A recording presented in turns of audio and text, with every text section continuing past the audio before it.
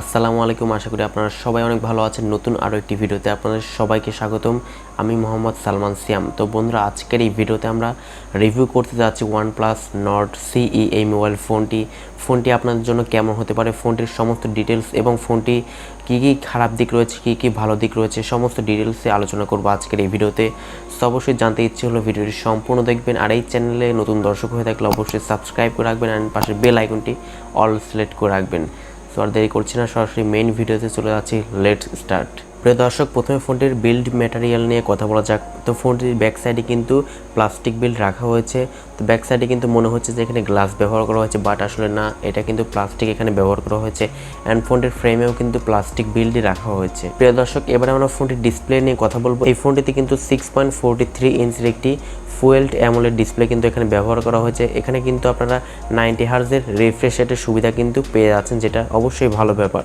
তো বন্ধুরা, এই ডিসপ্লেটির রেজুলেশন হচ্ছে 1080x2400 পিক্সেলসের ডিসপ্লে কিন্তু এখানে ব্যবহার করা হয়েছে। 6.43 ইঞ্চ ডিসপ্লে কিন্তু মোটামুটি কম্প্যাক্ট একটা সাইজ। আই হোপ আপনাদের ডিসপ্লের সাইজটি ভালো লাগবে। প্রিয় দর্শক, এবারে আমরা OnePlus Nord CE 5G mobile ফোনটির পারফরমেন্সের দিক নিয়ে কথা বলবো। এই ফোনটিতে কিন্তু আপনারা Android 11 এর সুবিধা কিন্তু পেয়ে যাচ্ছেন এবং এর প্রসেসর সেকশনে রাখা হয়েছে স্ন্যাপড্রাগনের 750G এর একটি প্রসেসর কিন্তু এখানে ব্যবহার করা হয়েছে। তো মোটামুটি কিন্তু অনেকে জানেন যে প্রসেসরের নাম্বারের পরে যদি জি লেখাটা যদি উল্লেখ থাকে তাহলে কিন্তু সেটি মোটামুটি গেমিং প্রসেসর কিন্তু হয়ে থাকে। তো এটাও আসলে তার বিকল্প হচ্ছে না, এখানে কিন্তু গেমিং একটি প্রসেসর কিন্তু এই ফোনটিতে ব্যবহার করা হয়েছে। প্রিয় দর্শক, এবারে আমরা OnePlus Nord CE 5G mobile ফোনটির র্যাম রোমের ভেরিয়েন্ট নিয়ে কথা বলবো।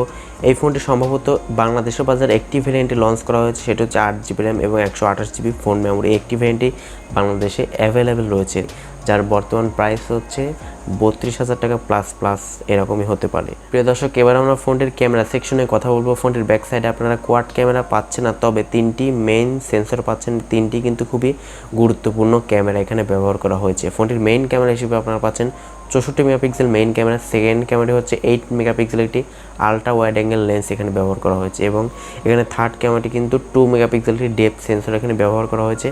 DSLR মোডে ফটো তোলার জন্য কিন্তু ব্যবহার করা হয়েছে এবং বন্ধুরা, ফোনটির ব্যাক ক্যামেরা দিয়ে কিন্তু আপনারা 4K-তে 30 FPS কিন্তু ভিডিও শ্যুট করতে পারবেন। এই সুবিধাটা কিন্তু পেয়ে যাচ্ছেন OnePlus Nord CE ফোনটি থেকে। এবং বন্ধুরা, ফোনটির ফ্রন্ট ক্যামেরা হিসেবে আপনারা পাচ্ছেন 16 মেগাপিক্সেল একটি ক্যামেরা। তো এখানে 32 মেগাপিক্সেল দিলে অবশ্যই ভালো কিছু হতে পারতো, তারপরেও কিন্তু 16 মেগাপিক্সেল যেহেতু OnePlus-এর ক্যামেরা, তো সেক্ষেত্রে অবশ্যই ভালো পারফরমেন্স করতে পারবে। এছাড়াও এতে লাউড স্পিকার রয়েছে এবং 3.5mm হেডফোন জ্যাকের সুবিধাটাও কিন্তু রয়েছে। ফোনটির সিকিউরিটি হিসেবে আপনারা আন্ডার ডিসপ্লে ফিঙ্গারপ্রিন্ট সেন্সর হয়তো পেয়ে যাচ্ছেন। আন্ডার ডিসপ্লে হয়তো অনেকেই এখনও পর্যন্ত জানেন না, সেটা হচ্ছে এখানে এইরকম ডিসপ্লেতে বলা হয়, ডিসপ্লের নিচে যেই ফিঙ্গারপ্রিন্ট সেন্সরটা আসলে ব্যবহার করা হয়ে থাকে এটিকে বলা হয় basically under display fingerprint sensor. এটা শুধুমাত্র অ্যামোলেড ডিসপ্লেতেই কিন্তু সম্ভব। প্রিয় দর্শক, এবার আমরা ফোনটির ব্যাটারি সেকশনে কথা বলবো। এখানে কিন্তু 4500 mAh ব্যাটারি কিন্তু ব্যবহার করা হয়েছে, যেটি তুলনামূলকভাবে আমার কাছে একটু কম মনে হয়েছে, কারণ এখন বর্তমানে মোটামুটি বাজেট স্মার্টফোনগুলোতেও কিন্তু মোটামুটি 5000 mAh ব্যাটারি কিন্তু ব্যবহার করা হয়ে থাকে। তো সে তুলনায় কিন্তু যদি 5000 mAh ব্যাটারি দিত তাহলে কিন্তু আহামরি খুব একটা খরচ যে হয়ে যেত তা কিন্তু মোটেও না। তো সেক্ষেত্রে কিন্তু ব্যাটারি ব্যাকআপটা একটু কম, তারপরেও আপনারা একদিন অনায়াসে চার্জিং ব্যাকআপ কিন্তু পাবেন।